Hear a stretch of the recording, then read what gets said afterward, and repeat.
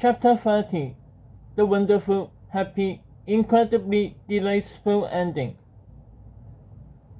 Monday morning was a very stressful time for Danny Schumacher. He had not been able to scrape up the $12 he owed Kipper, so he was trying to sneak into the school through the back door without being noticed. Kipper saw him. "Hey, kid!" yelled Kipper. "Wake up! I got something for ya!" Donnie pushed at the door, but it was locked. He kept pulling and pulling anyway as Kipper approached. "I got some money for you," said Kipper nervously. He reached into his pocket and handed Donnie a crinkled $5 bill. Donnie stopped pulling at the door and looked at the money in Kipper's hand.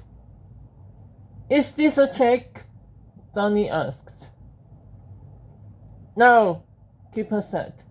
"I'm really sorry I took money from you, kid. I'm gonna pay ya back every dollar as soon as I can, okay?" Okay, said Donnie. He took the $5 bill from Kipper's hand and rushed to the front door of the school. His morning had turned out a lot different than he had expected. All around the school, the other kindergarteners were having similar experiences. Finsting was not only passing out money, he was also offering to carry every kindergartner's back to class. Buck was handing out cash and free bubblegum, and Lucky was distributing dollars and letting the kindergartners give him as many wackies as they wanted. Kipper and his three friends eventually paid back all the money they had stolen, and they never bullied another person for as long as they lived. Once Josh and Howard were certain that their enemies had truly been reformed, they called off the thankful wrath of Wacky Mackey. The terrifying curse had finally been lifted, everyone was happy, and all was well with the world. I'd like to tell you that this is the end of our story. I really would, but I can't. Because this wonderful, happy, incredibly delightful ending is what was supposed to happen, not what actually did happen. Remember back in Chapter 8 when Tippy Tinker Charles was fighting Captain Underpants and he accidentally throws his giant robo legs to the school's football field? Well, if you recall, Tippy got out of this jam by zapping himself back in time exactly 5 years earlier. Now, see if you can guess which might occurred exactly 5 years earlier. If you guessed the night of the terrible thunderstorm that forever changed the lives of Kipper and his buddies, you'll be correct. Unfortunately, by some wild and tragic coincidence, Tippy sent himself and his gigantic robo-hands back in time to the very moment when Kipper and his friends were running across the football field toward their homes. Ignoring the cautious wisdom of the banana cream pie paradox, Tippy's reckless journey back through time would end up making one small, seemingly insignificant change, and this one teeny tiny easy-busy change would eventually destroy all hopes for the future of our civilization. As much as I hate to do it, let's go back to the darkened hallway of that fateful stormy night and find out what really happened.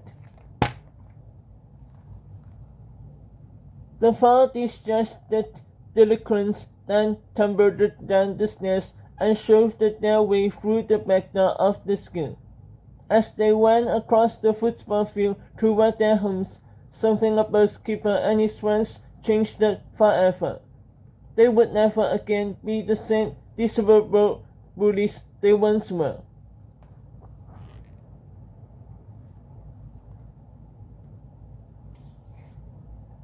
Chapter 31.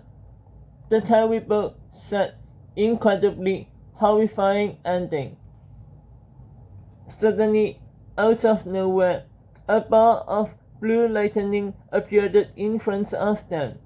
It grew bigger and bigger until it exploded in a blinding flash. And there, where the ball of lightning had been, stood a giant pair of robotic pants.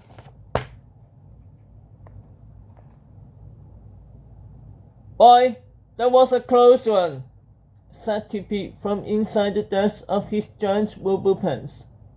"Captain Underpants is a lot stronger than I thought." Tippy unzipped the zipper of his time-traveling trousers and looked out at the world of 5 years ago. He saw the raging thunderstorm and the 4 sixth graders who stood trembling beneath his giant robotic feet. "Hey!" shouted Tippy. "What's wrong with you kids? You look like you have just seen a ghost." Is the haunted pants of wood wacky Maggie?" screamed Finsling, pointing up at Tippy's gigantic dark-colored surgery. Kipper and his bullies screamed so loud and so high, only dogs could hear them.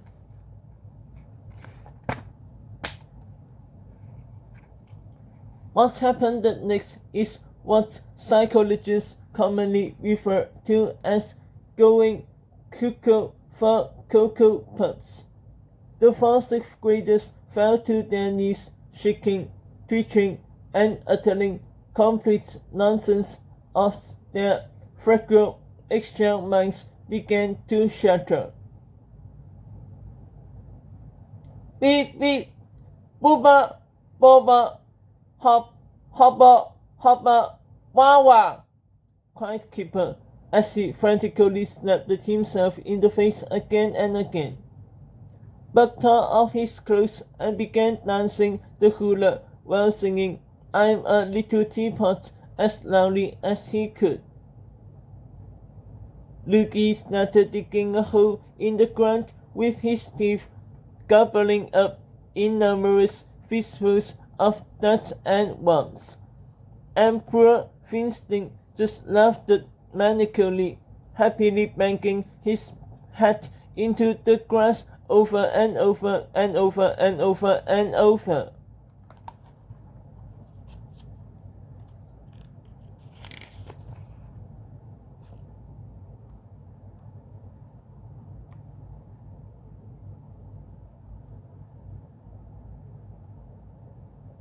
Bullies go bananas.